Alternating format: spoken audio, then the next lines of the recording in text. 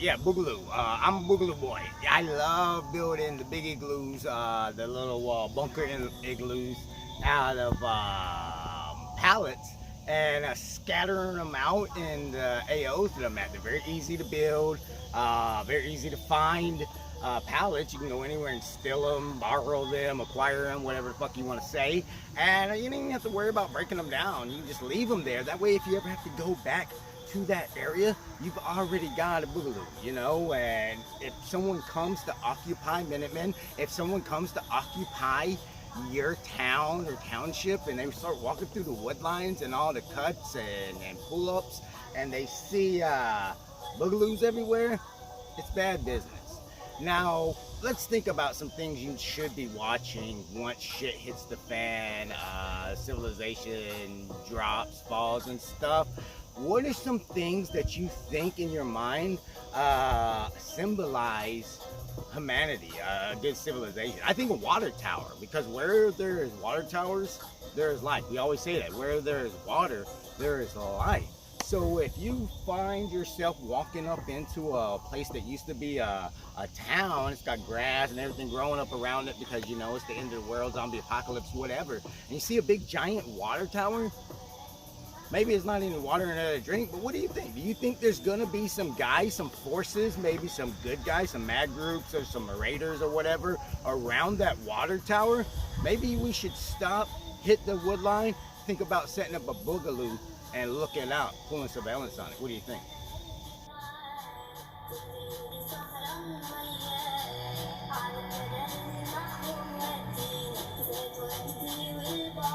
Would you say you want to get a Prepper 22 shirt? I hope you do get a Prepper 22 shirt. No, I don't own this shirt. This shirt is actually designed by one of my sponsors, a fellow veteran business owner, combat military veteran business owner, XXV Tactical. Hit them up. They got a lot of good stuff. Before we actually start the infield surveillance part of the training for this video, we're going to show you how to build a very easy Boogaloo, big igloo. All you're going to need really are pallets, wooden pallets, hammers and nails to get it built. And then once you get it built, obviously you want to camo it, maybe some spray paint. Does a good job camoing. I like to get where they at, cinder blocks right here and put them around in the inside where it's open. Fill that with dirt and sand. That way I have bulletproof a wall around my Boogaloo, big igloo. But I am at a I don't know, a factory, a warehouse, something that builds real houses, mobile homes here in Lumberton. But they're not open. It's the weekend, very early. Sun just came up, you know, early bird gets to do shit. But I'm gonna build a Boogaloo right here.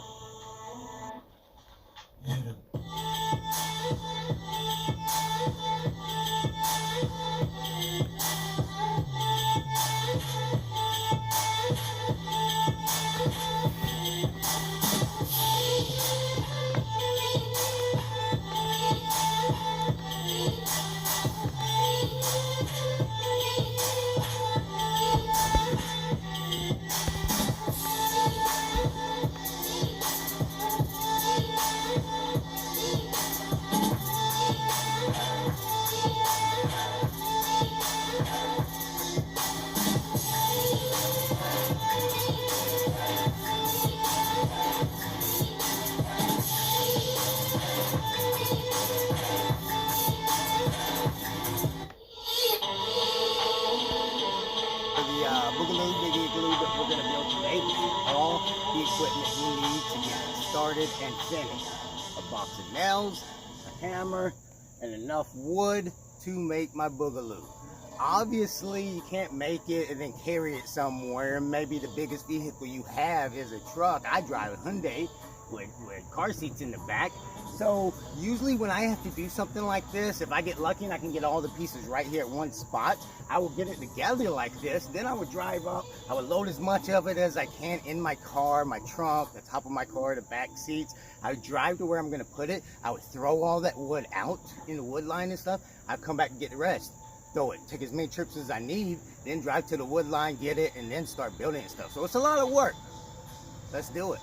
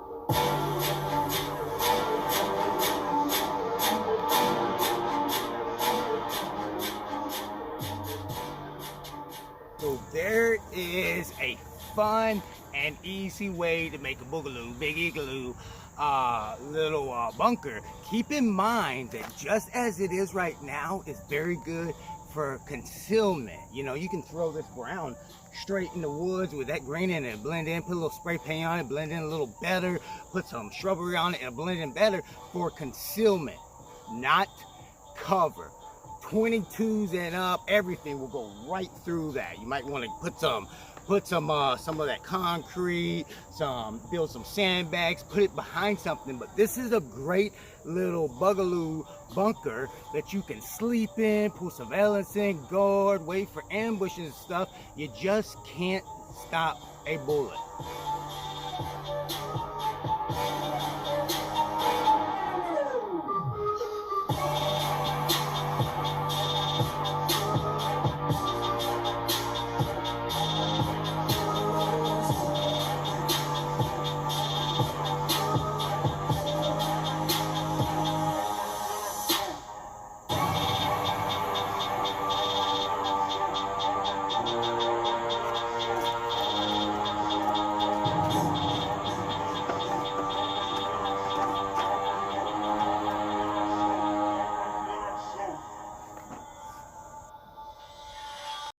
Okay, so there you go, preppers. That's how we build boogaloos, big igloos, and I'm a boogaloo boy.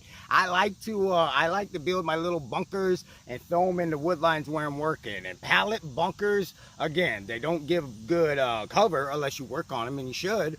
But they're very easy. They're so easy to make. They take zero supplies. Even if you don't have a hammer and nail, you want to be quiet, I've used bandanas to tie them together, 550 cord, whatever.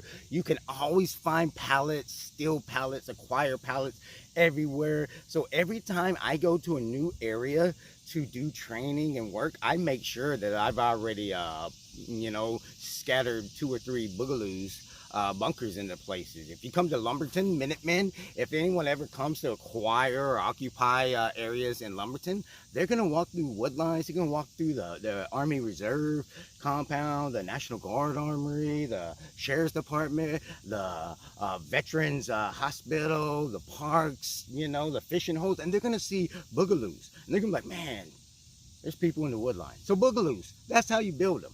Today, I would think where would be a good place for me to set a new boogaloo and start studying.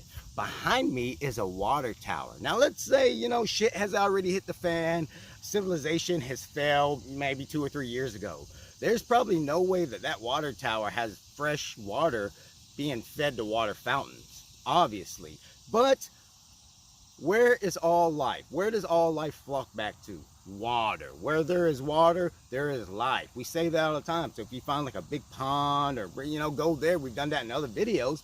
But I think, and what do you think? You know, we've never been in a post-apocalyptic situation here.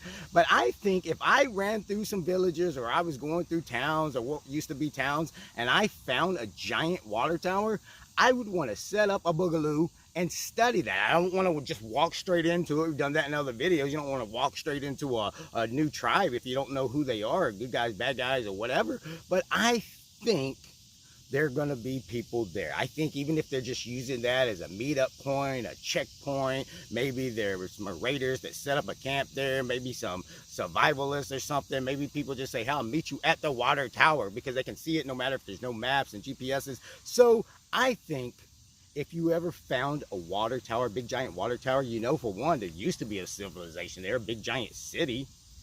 So that's a great place to start. What do you think? So we're gonna actually study, we're gonna move kind of closer to that water tower. We're gonna be doing some stealthy movements, you know, along the tree lines, and bounding, different movement exercises and stuff to get a little closer to that water tower and see the road, see if it's an intersection, see if there's any dead ends, see if there's any roadblocks, see if there's anything to really study. So I'm gonna throw my my BDU tops on. And another study we're gonna do today, a lot of people say you should be cross-loading BDU tops. You should be wearing browns and the dead leaf colors as your pants, and greens and dark shaded colors as your top. So we're going to do that today. We're going to use our multi-cam, regular brown multi-cam bottoms throughout the whole day, and I'm gonna switch. I'm gonna wear the matching brownish multi-cam tops, and I'm gonna be wearing the green multi-cam top with the brown, and we're gonna just see which one blends in better, if either one does make a difference. But before I cover up this shirt, I wanna highlight it. As we know, 22 veterans a day die due to post-traumatic suicide, PTSD, whatever. I don't want to talk about that. And I don't want to do 22 push-ups a day and post that on my OnlyFans and say, look at me, I'm helping veterans, because I'm not. They don't give a fuck how many push-ups you do. Here's how we're going to stop this 22 veterans a day. And I'm a veteran, so it's something that hits me very hard. Here's how we're going to stop this. Prepper 22. All these tasks that we do in the woods, these tactical tasks, yeah, they're prepping, getting ready for the shit that hits the fan, the zombie apocalypse, the Terminator apocalypse. But these prepping tasks are what veterans did before they were called preppers. They were just doing these because they were in the Army. It's fun. They love doing it. It's a healthy outlet that they can still do. So civilians, veterans alike, come together, go out into the woods, train your prepping stuff, bring back all the old skills you learned from the military, put it into the woods, stop crying, stop being depressed, live a life worthy of your battle buddy sacrifice. Prepper 22.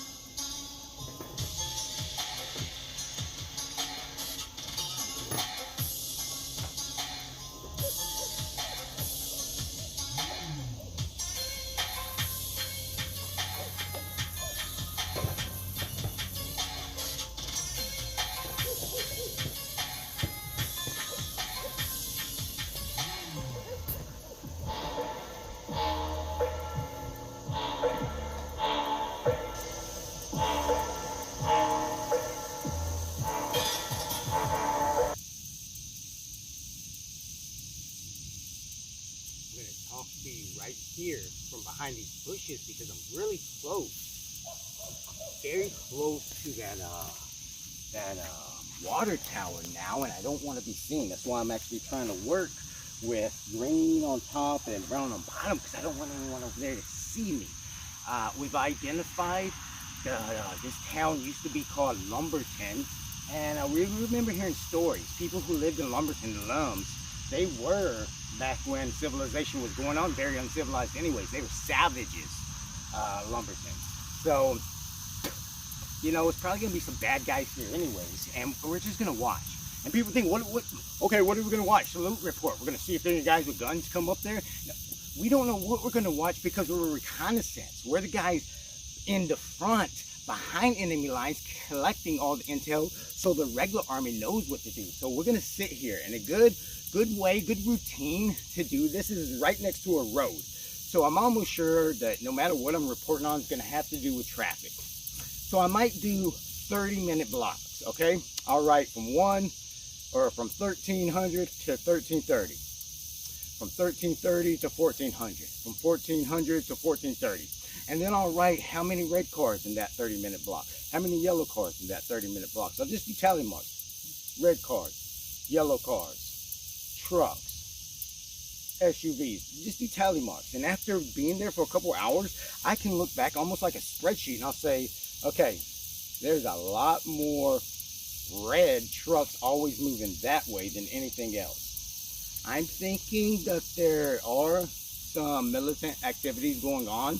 I'm thinking they're using military type vehicles, maybe trucks, and red might be their call sign, you know, their identification color. If you see a red truck, you know it's friendly to their guys and stuff. Or we might say in our information, 4 men, all men, military age men cars, boom, boom, boom. So you're collecting same intel on that road that the regular army will be trying to do in a confrontational way. If they did a roadblock, hey, we need to check everyone, make sure everyone's a woman, make sure you don't have military age men and stuff. That's gonna just cause them to get blown the fuck up. Or they can send some reconnaissance guys right up really close to the road like we are, right here at the water tower, to see what kind of activity and get the same information without the people even knowing they're in a checkpoint. So my reconnaissance exercise to you is find something in your town, a water tower, a bridge, a hospital, something. Work on some Boogaloo bunkers. Put one up pretty close, stealthy, without being seen, and then just sit in there. It's nice and shaded, drink some Mountain Dew, yay. Sit in there and start doing blocks, okay? You don't know what you're looking at. You're the first guy collecting ground surveillance, okay? We don't know if there's gonna be fucking tanks driving through. Let's just write down. From this time to this time, there was 28 cars. 20 out of those 28 cars were slammed full of guys. You know, it doesn't take long to start seeing patterns, and patterns are what we're looking for. Speaking of patterns, we're going to use these camo patterns now where we're moving on this side of the road with the sun at us, so the camera had the back to the sun. Now we're going to be moving on the other side of the road with the camera looking at the sun, patterns, switching up and seeing what it looks like again. Boogaloo.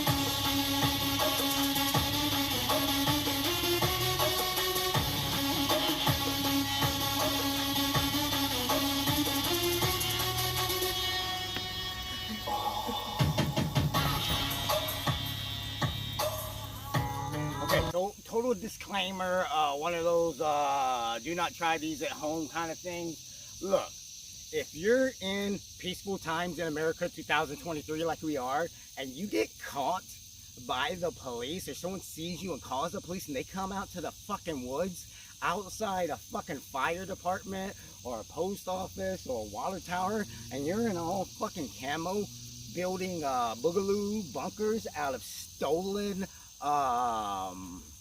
it's gonna be bad. They're gonna arrest you, take you to an emergency room, and you're gonna be sitting there explaining to a psychologist that you're not fucking crazy. And you're not crazy. Just tell, hey, send them to my video, okay? I need some more spotlight. I need a couple more views. I only have 9 fucking subscribers on this. But let them know, hey, look, crazy vets don't fucking go and build bunkers and shoot up fucking post offices and stuff. Those are fucking other people. Crazy vets drink all night and blow the fucking brains out at sunrise in boxer shorts listening to the fucking national anthem. That's not good. Healthy vets, he's about to see a healthy vet. Healthy vets go out early in the morning at sunrise, build Boogaloo bunkers behind grocery stores, and write down how many people are buying cases of water versus how many people are buying fucking sodas at the grocery store for no other reason, just to say they're a fucking prepper. Okay? So tell the cops that. But disclaimer, get better. Okay? I've been caught building fighting positions at National Guard armories, building fighting positions at hospitals because they had a special forces doctor there.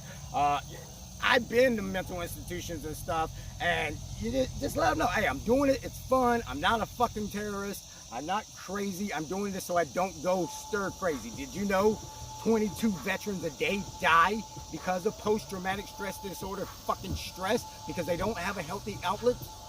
This is a fucking healthy outlet. Let's go.